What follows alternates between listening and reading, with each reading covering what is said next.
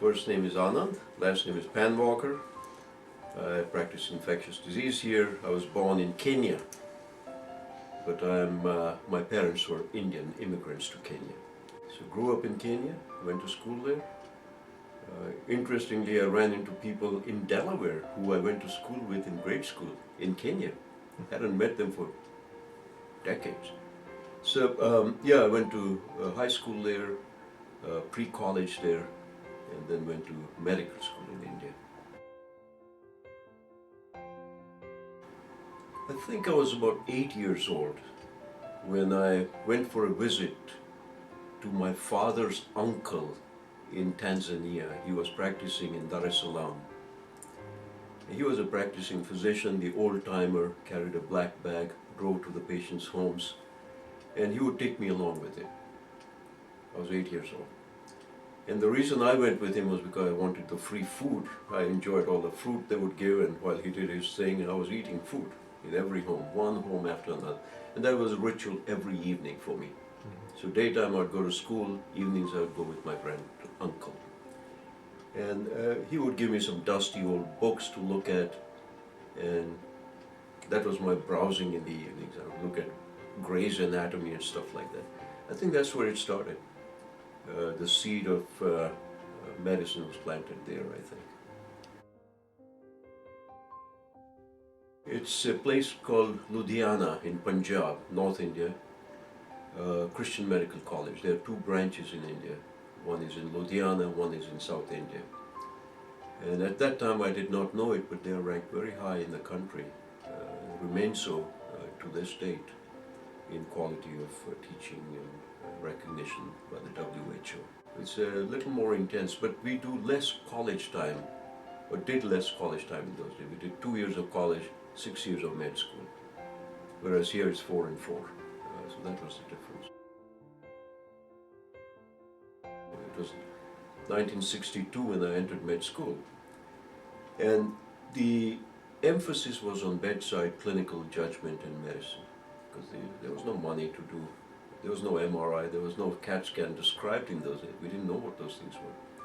So it was bedside medicine, a lot of clinical judgment, common sense, which is frequently lacking nowadays because we rely so much on technology. So our clinical skills were very strong. We could examine different parts of the body, do a complete neurologic exam, and feel very comfortable with our exam. The US has gone more to a technology-based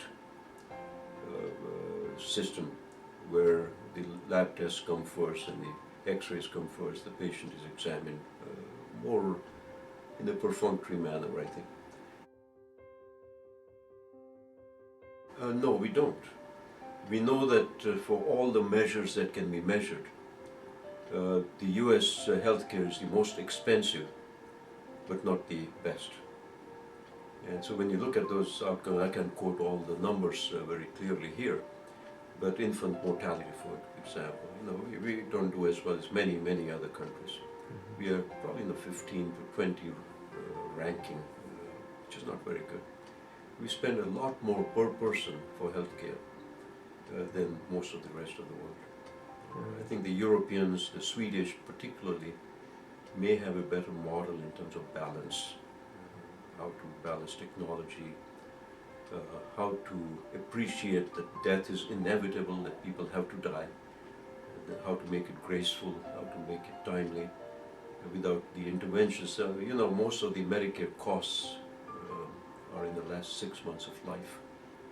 And it seems to be cruel sometimes to put older people through that kind of technology when they really should fade off very gently into the sunset. Right.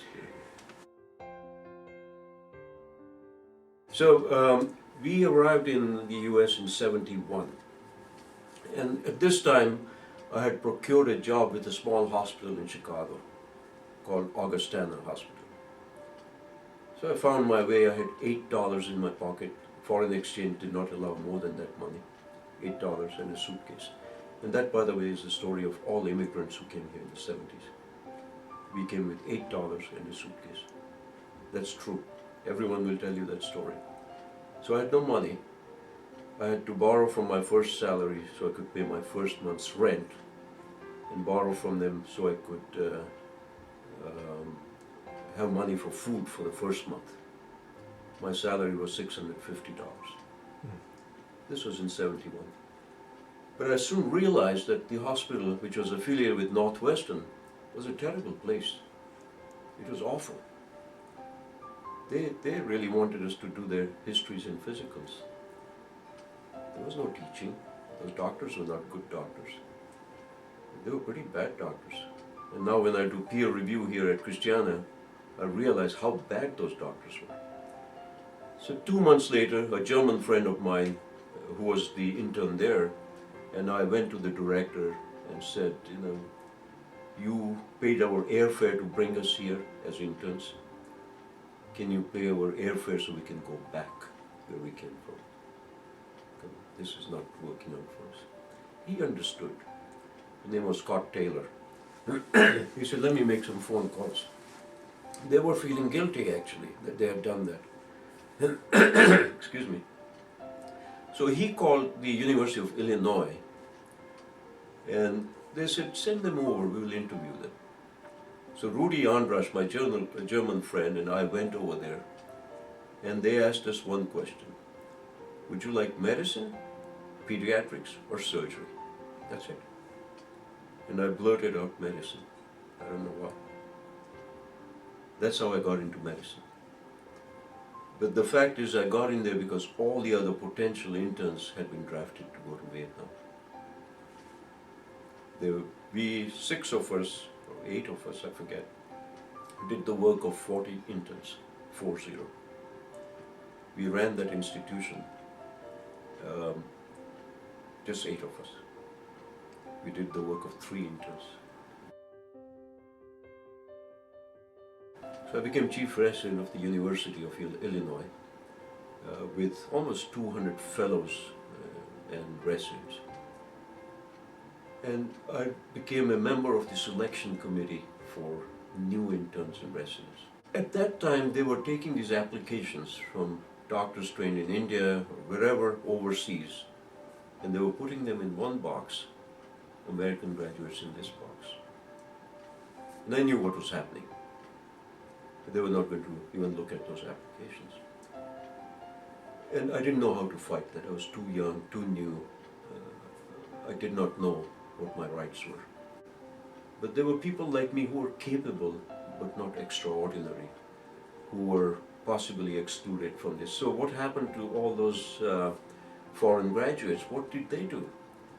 Well, they went to the rural areas. They went to the inner cities. And it's a fact now that if New York City lost all its foreign graduates, it would collapse. And I came here 10 years ago. I didn't know a soul here. And people recognize hard work. That's what I can say. They must trust you. They must know that you are honest, you have integrity, intellectual curiosity. And if you have those things, America is good for you. It's been a great experience. It's been 50 years since I left med school, this year actually. There's lack of communication with patients and their families. It's amazing to me how we don't do simple things well. So you can have great technology, you can have brilliant minds, but if you don't talk to your patients, you don't tell them what you're doing next, what's anticipated next. I don't look at medicine as curing diseases. It's healing. And the word doctor actually means teacher. It doesn't mean physician. It means teacher.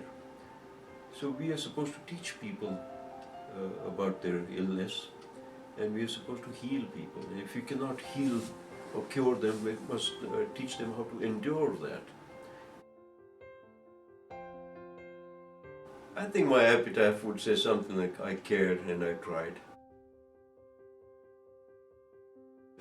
If you pin me down and said, you have to tell me what your accomplishment is, I would say I'm very proud of my teaching awards.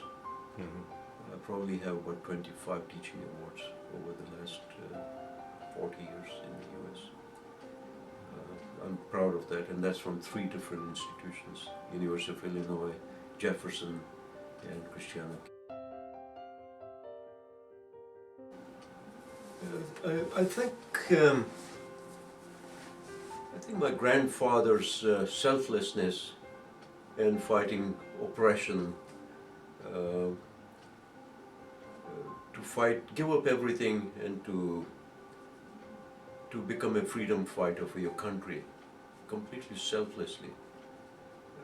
I don't know if I had been living in that era, would I have done the same thing? I'm not sure. So 4 years after being on the faculty at the University of Illinois, I spent 10 years there, very important years in my life. Very grateful for the education I got, great mentors. I met some great people in American medicine there. Robert Moser, who was editor of JAMA. I met Bogdanov, who was editor of the Archives of Internal Medicine. I trained with George Jackson, who was the editor of the Journal of Infectious Disease. What more can you ask for? I worked with the giants in the field. I worked with Max Samter, who wrote the book on allergy. Everyone knows Max Samter. I worked with Paul Heller, who described the hemoglobinopathies, and every hematologist knows his name. I was so fortunate to work with this and learn from them. Go for it. Do it. You will never regret it.